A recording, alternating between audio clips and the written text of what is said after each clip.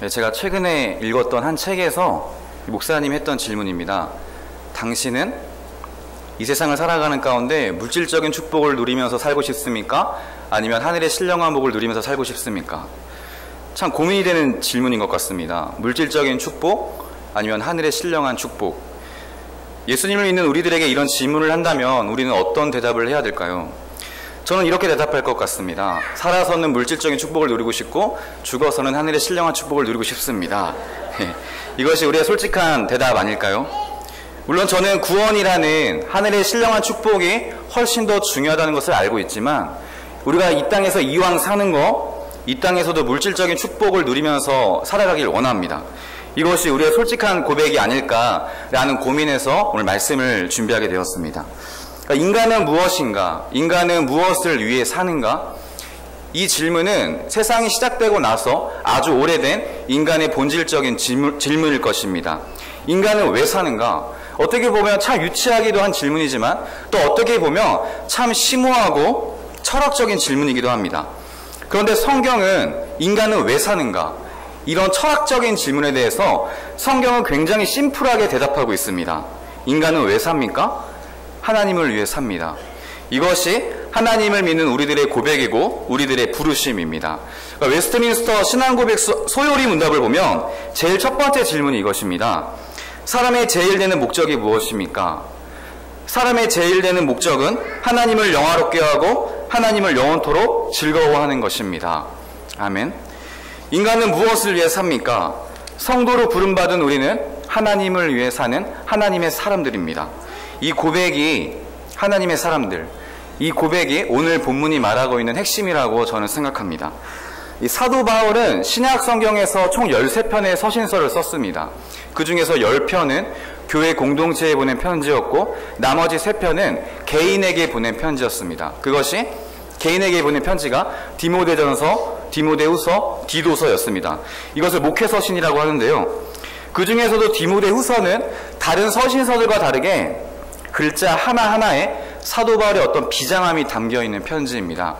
다들 아시는 것처럼 디모데후서는 죽음을 앞두고 있었던 바울의 마지막 서신이자 그의 유언장이기 때문입니다. 로마에서 복음을 전하다가 재판을 받게 되죠. 그러다가 결정적인 순간에, 정말 중요한 순간에 그의 동역자 몇 명이 배신을 하게 됩니다. 그에게 불리한 증언을 하게 되고 사도 바울은 그 재판에서 사형 선고를 받게 됩니다. 사형 선고를 받은 직후에 사도 바울은 붓을 들어서 그의 사랑하는 제자 디모데에게 편지를 보낸 것입니다. 그것이 디모데 후서고요. 그런데 디모데 전서도, 오늘 보게 되는 디모데 전서도 디모데 후서와 못지않게 비장함이, 어떤 사도 바울의 비장함이 느껴지는 편지입니다.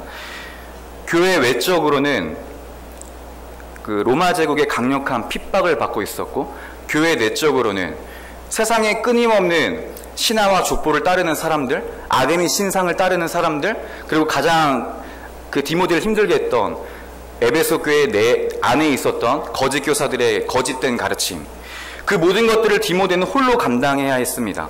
그 엄청난 시련 가운데 그를 위로하기 위해서 사도 바울은 첫 번째 먼저 그에게 디모데에게 편지를 보낸 것이죠. 그리고 그 편지의 중심 내용은 바울의 뒤를 이어서 이 에베소 교회에서 목회를 하고 있었던 디모데를 위로하기 위해서 편지를 보낸 것입니다. 특별히 그 중에서도, 그 내용 중에서도 디모데의 부르심에 대해서 권면하는 것들이 많이 들어있는 것이 디모데 전서입니다. 저는 오늘 우리들의 정체성에 대해서 두 가지를 말씀드리고 말씀을 마치려고 합니다. 그러니까 사도 바울은 디모데에게 보내는 첫 번째 편지, 이 디모데전서를 마무리하면서 마지막 6장에서 이렇게 말합니다. 오직 너 하나님의 사람아. 디모데에게 이렇게 말하는 것입니다. 오직 너 하나님의 사람아. 바울의 어떤 비장함이 느껴지십니까? 이것이 첫 번째 우리들의 정체성입니다. 우리들은 하나님의 사람들입니다. 그러니까 사도 바울이 기록했던 서신서를 살펴보면 그가 그리스도인들을 지칭할 때 굉장히 많은 표현들을 사용합니다. 대표적으로 성도가 있죠. 성도로 부름받은 우리, 아니면 사랑받은 자, 신령한 자, 형제요 자매요, 교회의 몸된 자, 죄송합니다. 그리스도의 몸된 자들, 이렇게 말하죠. 그런데 디모데에게는 특별한 명칭을 사용합니다. 하나님의 사람. 그러니까 구약 성경에는 이 하나님의 사람이라는 명칭이 굉장히 많이 나오는데요. 신약 성경에서는 단 한 번 나옵니다. 하나님의 사람, 그것이 바로 오늘 본문 디모데전서에 나오는 오직 너 하나님의 사람아 라는 표현입니다. 이것이 디모데의 정체성이었고 이 자리에 앉아있는 저와 여러분들의 정체성인 줄 믿습니다. 그러니까 정체성이라는 단어를 제가 네이버에 검색을 해봤어요. 이게 무슨 뜻일까? 그러니까 이런 뜻을 가지고 있더라고요. 다른 사람과 나를 구분지어주는 것. 그러니까 다른 사람과 나를 구분지어주는 것, 이것이 정체성의 정의입니다. 그러니까 한마디로 다르다라는 것이죠. 나는 너와 다르다. 이것이 정체성입니다. 정체성은 다름을 나타내는 단어입니다. 그러니까 성경적 표현을 빌리자면 구별됨이죠. 거룩하게 구별됨. 그들이 바로 하나님의 사람들이라는 것입니다. 그러니까 하나님께서 이렇게 말씀하시잖아요. 내가 거룩하니 너희도 거룩하라. 그러니까 우리는 세상에 속한 사람이 아니라 하나님께 속한 사람이다. 너의 정체성은 너는 비록 세상에 살고 있지만 너는 세상에 속한 사람이 아니라 하나님께 속한 사람이다. 이 정체성을 잃지 말고 살아가라. 이것이 사도 바울이 디모데에게 말했던 오직 너 하나님의 사람아 라는 의미입니다. 그러니까 사도 바울이 자신의 사랑하는 영적 아들이라고 표현하잖아요. 디모데를. 영적 아들이었던 이 디모데에게 편지를 보낸 이유도 이와 같다고 할 수 있습니다. 오직 너 하나님의 사람아. 그러니까 개역개정에는 오직이라고 번역이 되어 있지만 이 원어로 보면은 대라는 접속사가 사용되고 있습니다. 대 접속사는 그러나라는 뜻을 가지고 있어요. 오직이 아니라 그러나로 읽으시면 됩니다. 그러니까 NIV 영어 성경도 봤는데요. NIV 영어 성경에는 but이라는 접속사로 번역이 되어 있습니다. but you, 그러나 너는 man of God, 하나님의 사람이다. 그러니까 오직이 아니라 그러나라고 읽으시면 됩니다. 그러니까 하나님께서 우리에게 끊임없이 요구하시는 것은 무엇입니까? 그러나입니다. 그러나. 오늘은 이 단어를 기억하셔야 합니다. 그러나. 그러나 너는 다른 사람이다. 너가 세상에서 살고 있지만 그러나 너는 다른 정체성을 가지고 살아가고 있는 사람이다. 그러니까 11절 말씀을 오직 대신에 그러나를 넣어서 같이 한번 읽어보겠습니다. 읽겠습니다. 시작. 그러나 너 하나님의 사람아 이것들을 피하고 인내와 온유를 따르며 믿음의 선한 싸움을 죄송합니다. 11절까지 말씀. 그러나 너 하나님의 사람아 이것들을 피하라. 피하라고 말씀하고 있죠. 그러니까 무엇으로부터 피하라는 것입니까? 그것이 이 그러나라는 접속사 앞에 나와 있습니다. 7절부터 10절 말씀을 같이 한번 읽어보겠습니다. 7절부터 읽겠습니다. 시작. 우리가 세상에 아무것도 가지고 온 것이 없음에 또한 아무것도 가지고 가지 못하리니 우리가 먹을 것과 입을 것이 있은즉 족한 줄로 알 것이니라. 부하려 하는 자들은 시험과 올무와 여러 가지 어리석고 해로운 욕심에 떨어지나니 곧 사람으로 파멸과 멸망에 빠지게 하는 것이라. 돈을 사랑함이 일만하게 뿌리가 되나니 이것을 탐내는 자들은 미혹을 받아 믿음에서 떠나 많은 근심으로써 자기를 찔렀도다. 아멘. 그러니까 그러나 앞에 있는 본문을 살펴보면 물질에 대한 이야기가 많이 나오죠. 그러나 이것을 한마디로 말하면 세상의 유혹으로부터 피하여 너는 구별되어 다르게 살아라, 이런 의미입니다. 그러니까 성경이 말하는 세상이란 무엇입니까? 세상의 가치관들이죠. 오늘 본문 11절 말씀 이전에 나와 있는 세상을 쫓는 사람들, 그러니까 일만하게 뿌리인 돈을 쫓는 사람들, 세상은 우리에게 그런 것들을 요구하지만 그러나 너는 다르게 살아가라, 이런 것입니다. 그렇다면 저는 이런 질문을 던지고 싶습니다. 세상이 우리에게 요구하는 것은 도대체 무엇입니까? 하나님께서 우리에게 요구하시는 것이 그러나 너는 다른 삶을 살아라 라면 세상이 우리에게 요구하는 삶이란 그것은 아마도 돈과 명예와 권력이라고 저는 생각합니다. 세상이 우리에게 요구하는 것은 남들과 경쟁해서 남들보다는 더 많은 돈을 벌고 더 많은 명예와 더 많은 권력을 쟁취해라. 그래서 남들보다는 더 높은 위치에 올라가라. 그러면 너가 다른 사람들로부터 박수를 받을 것이고 인정을 받을 것이고 존경을 받을 것이다. 그것을 우리는 성공이라고 말하죠. 성공. 세상에서의 성공입니다. 한마디로 세상이 우리에게 요구하는 것은 성공하는 삶입니다. 그렇게 할 때 세상은 너에게 행복을 가져다 줄 것이다. 행복을 가져다 줄 것이고 그 행복은 너에게 평안함을 가져다 줄 것이고 삶의 안정감을 가져다 줄 것이다. 이것이 성경이 말하는 세상 아니겠습니까? 그런 세상을 살아가는 우리들에게 사도 바울은 이렇게 말하고 있는 것입니다. 그러나 너는 세상에 속한 사람이 아니라 하나님께 속한 사람이야.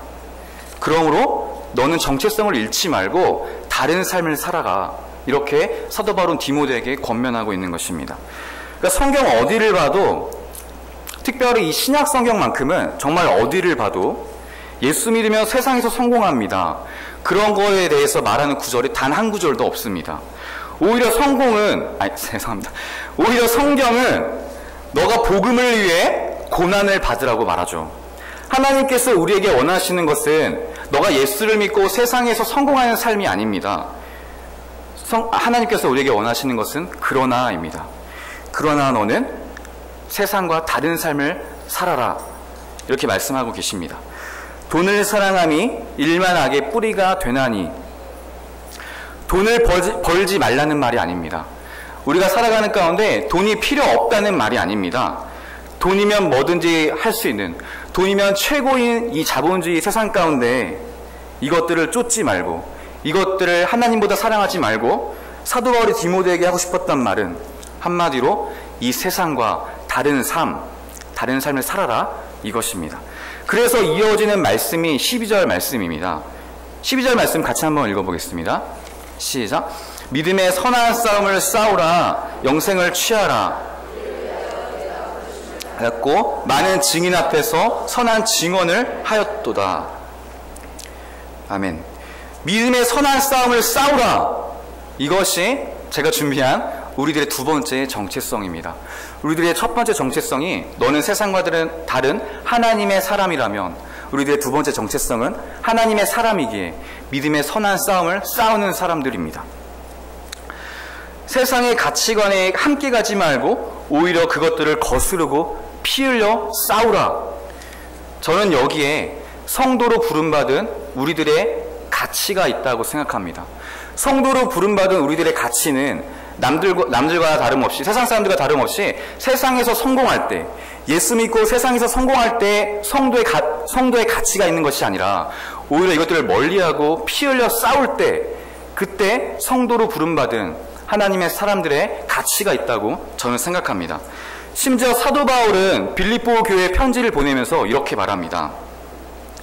세상의 가치관들을 배설물로 여기라고 말합니다.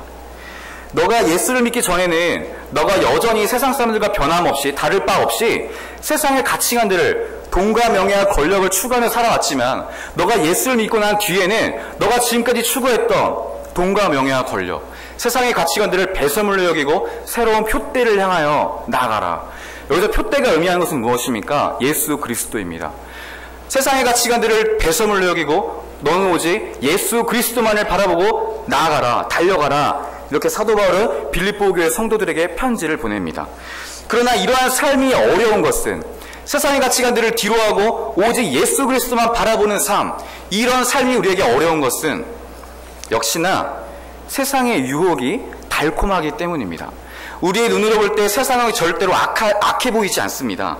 세상은 우리를 끊임없이 유혹합니다. 미혹하게 만듭니다. 우리가 세상의 가치관들을 뒤로하고 오직 예수 그리스도만을 바라보며 달려갈 때, 믿음의 선한 싸움을 싸우며 나아갈 때 세상은 우리에게 두려움을 줍니다. 어떻게 두려움을 줍니까? 너 그렇게 살다가 망해.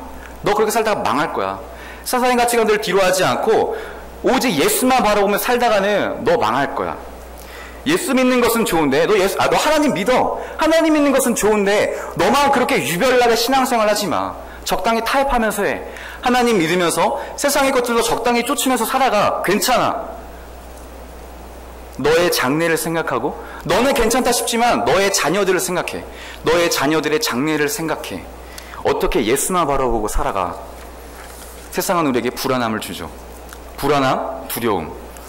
저는 이것이 세상이 가지고 있는 가장 강력한 무기라고 생각합니다. 우리의 삶 가운데 주 예수만을 바라보며 살아가고자 할 때 두려움을 주고 불안함을 줍니다. 사람은 원래 기본적으로 안정감을 추구하는 존재잖아요. 안정감. 삶에 안정감이 있어야 우리의 삶이 행복하다고 생각합니다. 그래서 남들보다 많은 돈을 벌고 싶어 하는 거죠. 성경에서 이 땅의 재물을 쌓지 말고 하늘의 재물을 쌓으라고 말씀하시지만 그러지 못합니다. 불안하고 두렵기 때문에. 나의 장래와 나의 자녀들의 장래가 두렵기 때문에 이 땅에 자꾸 재물을 쌓아놓으려고 하는 것이죠. 자신을 위해서, 자녀들을 위해서 말입니다. 그런데 그것으로부터 믿음의 선한 싸움을 싸우라, 이렇게 사도 바울은 디모데에게 마지막으로 권면하고 있는 것입니다. 물론 이 믿음의 선한 싸움은 우리에게 절대로 기쁨이 될 수 없고 행복하지 않습니다. 왜냐하면 우리의 본성을 짓누르기 때문입니다. 오히려 그 믿음의 선한 싸움에는 아픔이 있고 상처가 있어요. 그런데 사도 바울이 이렇게 말하는 것입니다. 너 예수만을 바라보며 살아갈 때 고난이 있을 거야. 그런데 그 고난 좀 받으면 어때? 불안하게 좀 살면 좀 어때? 너의 삶에 두려움이 좀 있으면 어때? 너가 다른 삶을 살아갈 수 있다면, 너가 세상과 구별되어 다른 삶을 살아갈 수만 있다면, 너가 나를 위해 죽으신 예수 그리스도만을 바라보며 주님만을 위해 살아갈 수만 있다면 그 고난 좀 받으면 좀 어떠냐고 우리에게 말하고 있는 것입니다. 세상이 우리를 조롱하고 세상이 우리를 멸시한다고 할지라도 거룩하게 구별되어 주님을 위해 살아가는 것, 세상이 추구하는 삶이 아니라, 세상이 요구하는 삶이 아니라 오히려 그것들과 피 흘려 거슬려 믿음의 선한 싸움을 싸우며 살아가는 것, 여기에 성도로 부름받은 우리들의 가치가 있는 것 아니냐고 사도 바울은 반문하고 있는 것입니다. 고난은 모든 그리스도인들에게 있어서 인생의 본질입니다. 모든 그리스도인들은 고난을 절대로 피할 수 없습니다. 고난이 없는 그리스도인들은 존재할 수 없습니다. 예수님을 믿는데도 내 형편이 나아지지 않고 오히려 내 형편이, 내 상황이 더 나빠지는 분 혹시 계시다면 그것이 정상인 것입니다. 나에게 어떠한 잘못이 있는 것도 아니고요, 내가 그렇다고 해서 하나님 앞에서 신앙생활에 부족함이 있어서도 아닙니다. 내가 예수를 믿었기 때문입니다. 내가 예수를 믿었기 때문에 나에게 고난이 있는 것입니다. 낙심하지 마십시오. 그 모든 그리스도인들에게는 언제나 고난이 함께합니다. 믿음의 선한 싸움, 그로 인한 아픔과 상처, 불안함, 두려움, 이러한 것들은 사역자의 길을 걸어가고 있는 사람들에게만 있는 것이 아니라 이 땅에 성도로 부름받은 모든 자들에게 있는 줄 믿습니다. 정말 그렇잖아요. 우리가 예수 믿을 때 예수 믿는 이유가 내가 예수 믿고 세상에서 성공하기 위해서 믿는 건 아니잖아요. 그렇지 않습니까? 네, 이 자리에 없는 줄 믿고 있지만 만약 아직도 내가 예수 믿는 이유가 세상에서의 성공, 세상의 어떤 평화나 안정감을 위해서 예수를 믿는 분이 계시다면 정말 죄송하지만 그것은 복음을 잘 모르는 것입니다. 그것은 아직 복음을 잘 모르는 것입니다. 복음이란 무엇입니까? 예수님께서 말씀하시는 그 복음이란 언제나 고난을 동반합니다. 예수를 믿을 때 내 인생이 갑자기 형통하거나 내 인생이 꼬였던 내 인생이 갑자기 술술 풀리거나 고난이 약해지거나 피해가거나 하는 것이 아닙니다. 오히려 복음 때문에 고난을 받게 됩니다. 사도 바울은 자신의 마지막 서신에서 자신의 영적 아들, 자신이 정말 사랑했던 제자 이 디모데에게 이렇게 말합니다. 디모데후서 1장 8절 말씀에 그러므로 너는 내가 우리 주를 증언함과 또는 주를 위하여 갇힌 자 된 나를 부끄러워하지 말고 오직 하나님의 능력을 따라 복음과 함께 고난을 받으라. 사도 바울은 자신의 유언장과도 같은 디모데후서를 열면서 붓을 들어 열면서 그에게 가장 먼저 했던 말, 너는 복음과 함께 고난을 받으라. 죽음을 앞두고 있었던 사도 바울이 디모데에게 했던 말입니다.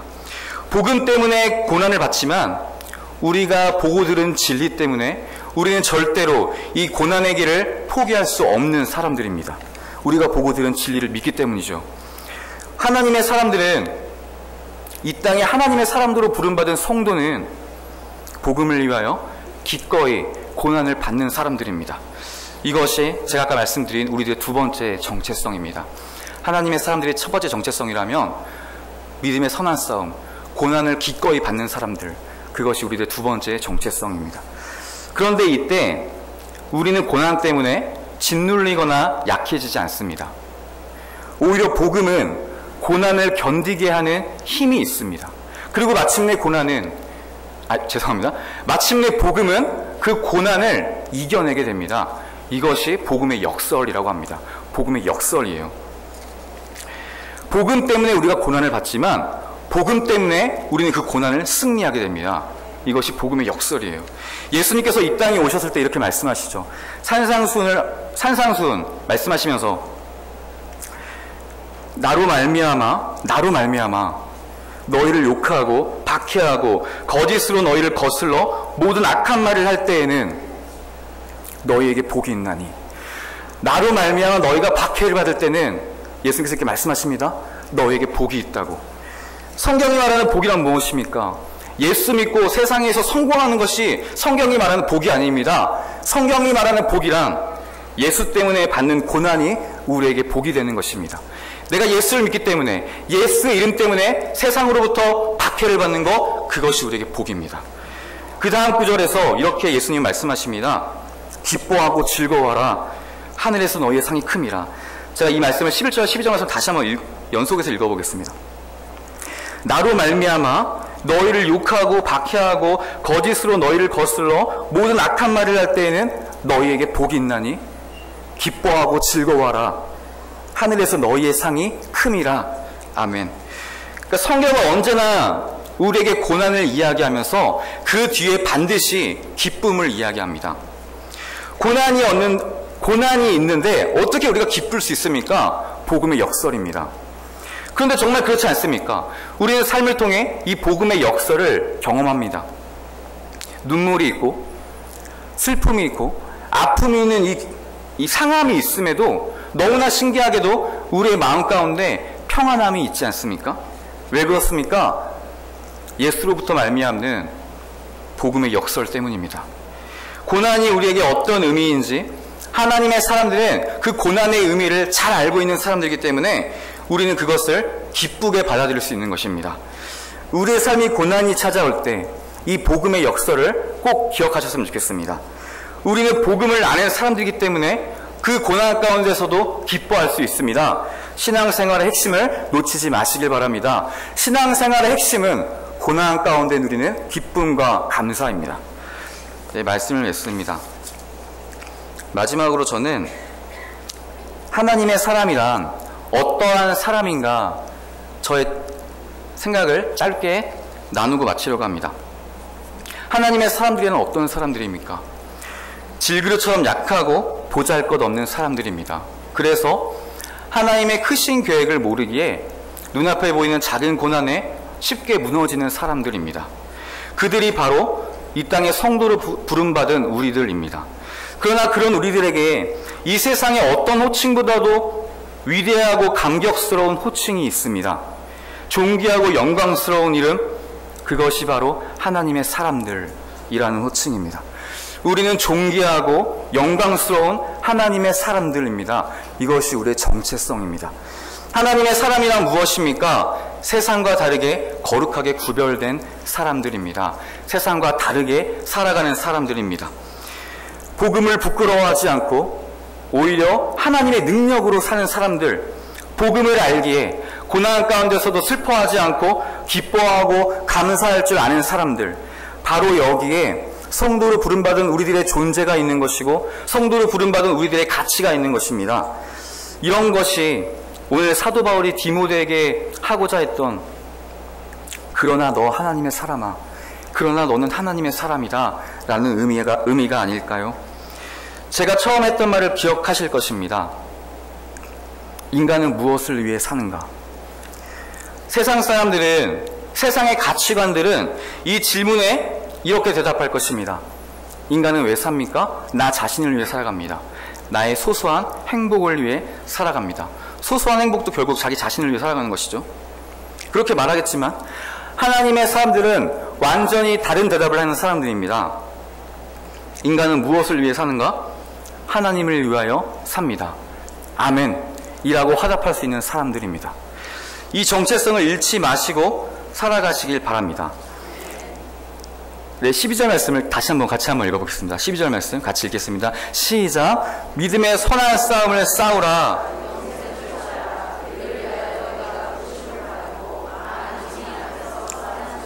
하였도다. 우리는 믿음의 선한 싸움을 싸우기 위해, 그리고 또 영생을 취하기 위해 부르심을 받은 사람들입니다. 수많은 고난과 아픔이 있는 길, 눈물과 슬픔이 있는 이 길을 걸어가는 것, 그러나 하나님께서 나를 위해 기꺼이 이 고난의 길을 걸어가려고 하실 때 아멘 이라고 화답할 수 있는 사람들은 이 세상에 오직 하나님의 사람들밖에 없습니다. 나는 죽고 그리스도로 살아가는 사람, 우리의 삶에 진정한 안정과 평안함을 줄 수 있는 것이 있다면 그것은 돈과 명예와 권력이 아니라 천지를 창조하시고 모든 만물을 주관하시는 하나님께 있습니다. 아멘 이라고 화답할 수 있는 사람들, 그들이 바로 하나님의 사람들입니다.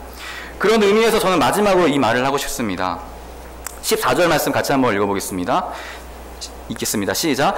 우리 주 예수 그리스도께서 나타나실 때까지 흠도 없고 책망받을 것도 없이 이 명령을 지키라. 17절 말씀도 같이 읽겠습니다. 시작. 내가 이 세대에서 부한 자들을 명하여 마음을 높이지 말고 정함이 없는 재물에 소망을 두지 말고 오직 우리에게 모든 것을 후히 주사 누리게 하시는 하나님께 두며, 만약 세상의 가치관들을 뒤로하고 돈과 명예와 권력을 배설물로 여기고 오직 예수만을 바라보며 살다가 이 세상에서 누릴 것 못 누리고 죽는다고 할지라도 저는 후회하지 않겠습니다. 왜냐하면 죽음 이후에 영원한 생명이 있음을 저는 믿기 때문입니다. 부활이야말로 죽음 이후에 있을 하나님의 나라야말로 기독교 신앙의 핵심이고 이 땅을 살아가는 하나님의 사람들에게 유일한 위로가 되는 줄 저는 믿기 때문입니다. 그날은 지금도 다가가고 있습니다. 예수님께서 다시 이 땅에 오시는 그날이 오면 모든 것이 증명될 것입니다. 하나님의 나라가 완전히 이 땅에 임할 때, 예수님께서 다시 한번 이 땅에 오실 때, 예수님께서 분명히 약속하셨잖아요. 내가 반드시 오겠다고. 그날이 올 때, 우리의 모든 눈물을 닦아주시는 그날이 올 때, 그때 세상은 알게 될 것입니다. 세상이 추구하는 모든 것들이 헛된 것이며 진짜 두려움과 헛된 것이 무엇인지 그들은 알게 될 것입니다. 주님은 반드시 오십니다. 이 부활의 신앙을 가지고 때로는 이 세상에서의 삶이 버겁더라도 기꺼이 하나님의 사람으로 끝까지 살아가십시오. 그날이 오면, 주님께서 다시 오시는 그날이 오면 모든 것이 바뀔 것입니다. 그날을 고대하며 주님 다시 이 땅에 오실 날을, 그날을 소망하며 이 믿음의 선한 싸움을 끝까지 싸우며 우리에게 주어진 이 고난의 길을 기쁨으로 걸어가는 신앙생활의 핵심을 놓치지 않는 신월중보교회 성도님들 되시기를 소망합니다. 기도하겠습니다. 하나님 아버지 감사합니다. 하나님, 부족하고 연약한 우리를, 죽을 수밖에 없었던 우리를 다시 한번 하나님의 자녀로 삼아주시고 이 땅 가운데 성도로 부름받게 하심을 감사합니다. 하나님, 우리가 이 세상을 살아가면서 세상에 많은 유혹들이 있지만 우리의 정체성을 잃지 않고 살아가길 원합니다. 하나님의 사람들, 이 세상의 어떤 호칭보다도 영광스럽고 존귀한 그 이름, 하나님의 사람들, 우리는 하나님의 사람들입니다. 세상이 요구하는 것을 그대로 따르는 것이 아니라, 그러나 너는 다른 삶을 살아가는 사람들, 하나님이 요구하시는 것을 살아가는 사람들, 그래서 믿음의 선한 싸움을 싸우고 복음 때문에 주어지는 고난을 기꺼이 받아가는 사람들, 그들이 바로 우리가 되게 하여 주시옵소서. 예수님의 이름으로 기도드렸습니다.